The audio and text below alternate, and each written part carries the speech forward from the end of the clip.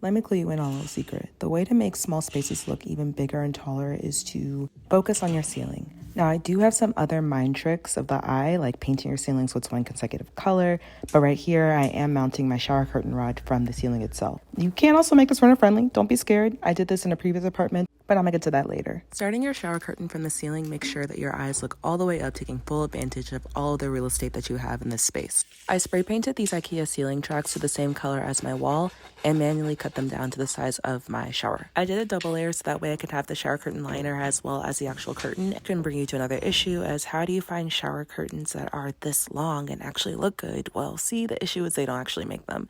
So this is when you go and brand yourself some actual window curtains. I'm using some Linden Bling curtains that I pulled off of Amazon that I think these are 106 inches long.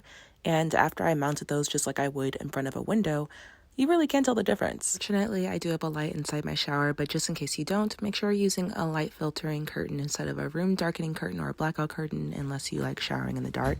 If you do, light some candles unless it's just your vibe.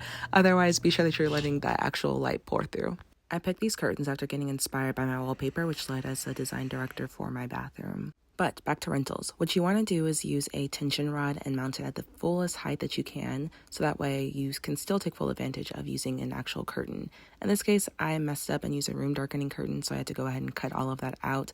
It was a bit tedious, but eventually it did work, and it made the whole bathroom look just a bit taller and extended since now your eyes are drawn up to the very ceiling instead of being bisected in the middle of the shower. I do wish that I chose a longer curtain so it'll fully reach down to the floor, but I didn't think about it at the time. So when you're measuring, be sure that you measure from floor to ceiling so you can get the full effect. I'm jumping back into expanding the design aspects of this bathroom, so follow along if you'd like to see more tips to expand your small spaces and elevate your home.